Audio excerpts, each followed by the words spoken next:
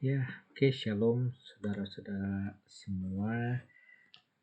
Sekarang kita mau lanjut lagi ya, Yudit yang ke-11, Yudit yang ke-10 ya, tentang Yudit bertemu dengan Holofernes. Dan saya penasaran gimana kelanjutannya, apa yang akan dilakukan Yudit di sini ya. Kita cari tahu sama-sama ya. Pertemuan pertama dengan Holofernes. Kemudian kata Holofernes kepada Yudit, "Tetapkan hati, hai perempuan, janganlah takut, sebab aku tidak berbuat jahat terhadap seorang jua pun yang suka mengabdi kepada Nebukadnezar, Raja Bumi Semesta. Sekiranya bangsamu yang mendiami pegunungan itu tidak menistakan aku, niscaya aku pun tidak mengangkat tombak terhadap mereka. Tetapi kesemuanya itu didatangkan mereka sendiri atas dirinya. Dan sekarang katakanlah saja kepadaku apa sebabnya, maka engkau melarikan diri daripada mereka, serta datang kepada kami. Memang engkau datang demi keselamatanmu. Tetapkan hati, malam ini engkau akan tetap hidup, dan juga selanjutnya. Sebab tiada seorang jua pun akan berbuat jahat kepadamu, melainkan engkau akan diperlakukan baik-baik, sebagaimana selalu terjadi dengan hamba-hamba Tuanku Raja Nebukadnezar." Sahut Yudit kepada Holofernes, "Sambutlah perkataan hamba ini, dan perkenankanlah sahaya ini berbicara di hadapan tuanku. Maka hamba tidak akan memberitahukan dusta kepada tuanku pada malam ini. Sekiranya tuanku menuruti perkataan sahaya, niscaya Allah akan melakukan sesuatu bagi tuanku, dan tiada satupun dari rencana tuanku yang akan gagal. Sebab demi Nebukadnezar, Raja Bumi Semesta, dan demi kekuasaan Sri Baginda yang mengutus tuanku untuk mengurus segala yang hidup. Bukan hanya manusia saja yang mengabdi kepada Baginda karena tuanku, tetapi juga binatang buas maupun ternak dan burung-burung di udara pun akan hidup di bawah Nebukadnezar serta seisi rumahnya karena tuanku. Sebab kami telah mendengar tentang kebijaksanaan tuanku serta tentang kepandaian budi tuanku, sudah tersebarlah di seluruh bumi bahwa di seluruh kerajaan melulu tuanku adalah cakap dan berpengalaman besar serta patut dikagumi dalam hal siasat perang." Bentar, ini kayak ini ya, kisahnya Esther hampir mirip gitu. Jadi si Esther kan untuk menyelamatkan bangsanya, dia dalam tanda kutip ya mengorbankan, ya berspekulasi, berjudi gitu menghadap Raja Ahasiweros gitu untuk coba menyelamatkan nego bangsanya. Nah, sama juga dengan Yudit ya, dia dalam tanda kutip menyerahkan nyawanya kepada Holofernes gitu kan. Ya spekulasi ya, berjudi, siapa tahu begitu di ketemu Holofernes ternyata tindakannya tidak sesuai yang diharapkan, bisa jadi gitu kan. Jadi ini mirip ya, makanya ya mungkin juga dibuat kitabnya tersendiri ya, cewek ya, mungkin karena memang sangat berjasa bagi Israel mungkin ya, jadi dibuatkan kitabnya sendiri gitu. Oke lah, kita lanjut dulu. Akan segala sesuatunya yang telah diucapkan Achior dalam sidang Dewan Penasehat perang tuanku, kami juga telah mendengar tentang perkataannya itu. Sebab penduduk Betulia menghidupi dia, dan ia telah melaporkan semua yang telah dikatakannya di hadapan tuanku. Dari sebab itu, ya junjungan dan tuanku, jangan tuanku mengabaikan perkataannya. Sebaliknya, baiklah tuanku perhatikan, sebab benar semuanya. Memang bangsa kami tidak dihukum, dan pedang pun tidak berdaya terhadap mereka, apabila mereka tidak berdosa kepada Allah. Nah, ini semakin menguatkan gitu ya. Kan kalau Raja Ahasiweros gitu, si Esther itu Kalau tidak dipanggil dan raja tidak berkenan, itu langsung mati hukumannya kan.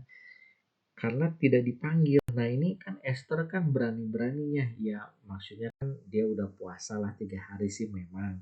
Tapi kan tetap aja ada resiko gitu. Karena tidak dipanggil. Kalau orang berani-beraninya menghadap raja tanpa dipanggil itu bisa-bisa hukumannya mati. Nah ini dia menceritakan tentang Akhior. Kita tahu Akhior itu eh, menyarankan tidak menyerang Israel sehingga dia diancam dibunuh kan Akhior itu karena pendapat dia, saran dia tidak mengenakan di telinga Holofernes gitu, sehingga Akhior terancam mati. Tapi ya beruntungnya Akhior terselamatkan, ya mungkin karena kebodohan anak buahnya gitu, malah ditinggal di pegunungan gitu kan. Nah ini Yudit dengan beraninya juga menceritakan tentang Akhior dan menyetujui saran Akhior gitu kan. Ya kita tahu sih emang kan Yudit orangnya frontal ya. Waktu kita baca ya di Yudit berapa 9 gitu ya, 9 kan frontal ya, kepada para tua-tua pun frontal ngomongnya. Nah ini juga dia frontal ke Holofernes gitu, karena Akhior aja terancam mati. Nah ini gimana ini nasibnya. Tapi memang sih di yang ini kan eh, kata Holofernes kan nggak dijamin gitu. Kau datang demi keselamatan, tetap kan hati ini malam ini kan akan tetap hidup juga dan selanjutnya. Ya untung juga sih dijamin ya. Tapi kan ini sebelum Yudit menyetujui saran Holofernes. Nah ini kalau dia sudah menyetujui terus gimana ini teh, ini kan ya. Nah, jangan mengabaikan perkataannya gitu kan. Sebaliknya, baik Tuanku perhatikan gitu. Sebab benar semuanya. Itu kan udah jelas ya perkataan Akhior itu tidak menyenangkan hati Holofernes gitu. Tetapi sekarang maut akan menimpa mereka supaya Tuanku jangan dipukul mundur dan gagal. Sebab mereka telah dihinggapi dosa yang dengannya Allah dimurkakan. Apabila yang tak senonoh itu mereka lakukan. Karena sejak makanannya habis dan airnya pun berkurang, telah diambilnya keputusan untuk menjatuhkan tangannya kepada ternak mereka dan telah ditentukannya menghabiskan semuanya yang dilarang hukum Allah untuk dimakan. Loh, kok tar, lanjut dulu deh.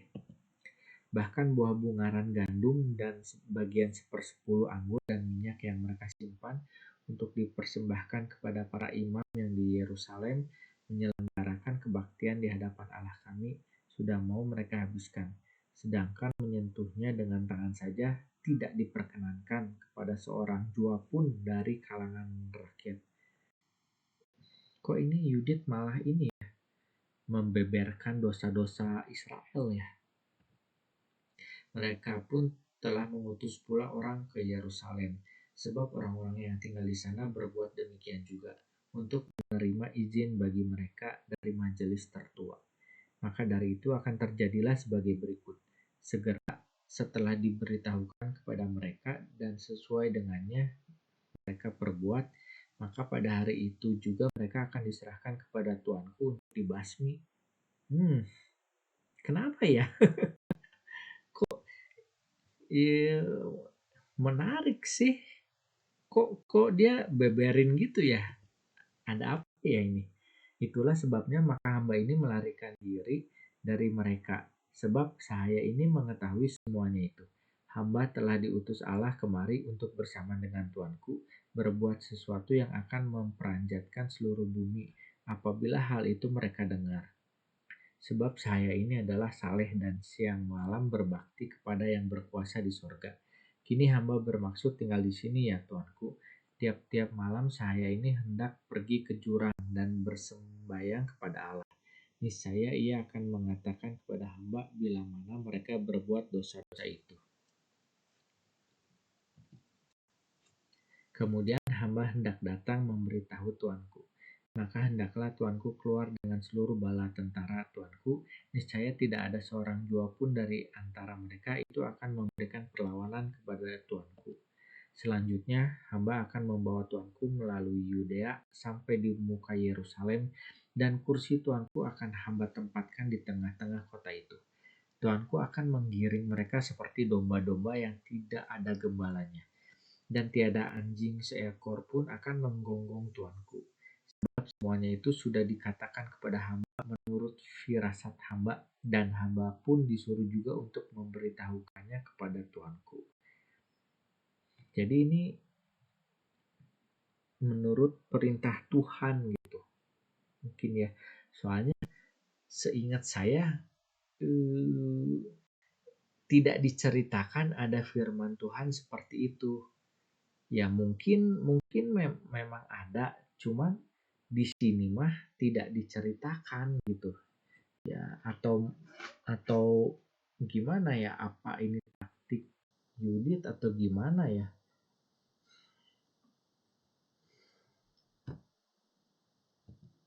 Holofernes serta para penjabatnya berkenan kepada perkataan, lalu berkata, dari ujung yang satu ke ujung yang lain bumi ini tiada perempuan serupa itu, yang secantik parasnya dan searif kata-katanya. Kemudian kata Holofernes kepada Yudit, Allah sungguh berbuat baik dengan mengutus engkau kemari mendahului bangsamu. Di tangan kamilah kekuasaan, tetapi semua orang yang menista rajaku teruntuk bagi kebinasaan. Rupamu sungguh manis dan segala katamu baiklah adanya. Apabila engkau berbuat sebagaimana kau katakan, maka Allahmu akan menjadi Allahku, dan engkau akan mendapat kedudukan dalam istana Raja Nebukadnezar. Lalu engkau menjadi termasyhur di seluruh bumi. Ini menarik sih, banyak ya yang seperti itu ya. Maka Allahmu akan menjadi Allahku, itu jadi penginjilan gitu kan, jatuhnya jadi penginjilan gitu. Jadi membawa orang-orang yang tidak percaya kepada Tuhan menjadi percaya kepada Tuhan gitu. Dan kalau kita baca tentang Nebukadnezar pun sebenarnya dia menjadi seperti itu gitu. Jadi istilahnya jadi hormat kepada Allah Israel gitu. Oh udah ya, jadi ini plot twist gitu ya, banyak taktik intrik, saya belum ngerti ya gimana ya, apakah memang benar Tuhan menyuruh Yudit seperti itu. Tapi kalau benar seperti itu, kalau nggak salah sih tidak diceritakan ya harus seperti itu. Tapi ya mungkin bisa saja Tuhan menyuruh seperti itu gitu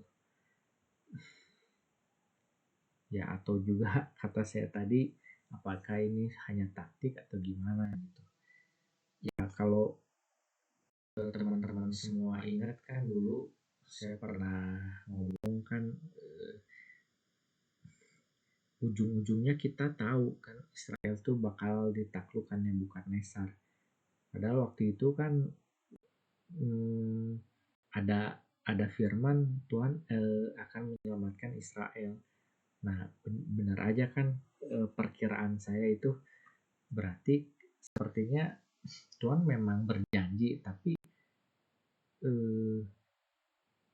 umat Israelnya sendiri yang melanggar janjinya sendiri. Jadi kan ini kan sama-sama berjanji sebenarnya kan, istilahnya kan dua-duanya mengikat perjanjian, istilahnya kan dua-duanya mengikat perjanjian ya. Kalau salah satu melanggar ya perjanjian itu bisa batal gitu. Nah ini kan umat Israel melanggar, istilahnya kan melanggar perjanjian itu dan berbuat dosa.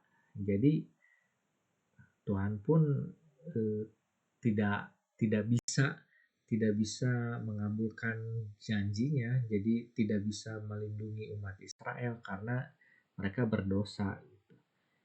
Ya, ujung-ujungnya kan kita tahu mereka ditaklukkan.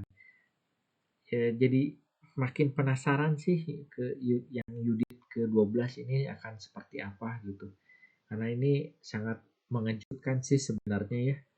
Yudit bisa berkata seperti itu gitu. Ya mungkin segitu aja sih teman-teman semua. Kita akan lanjut besok ya. Tuhan Yesus memberkati kita semua.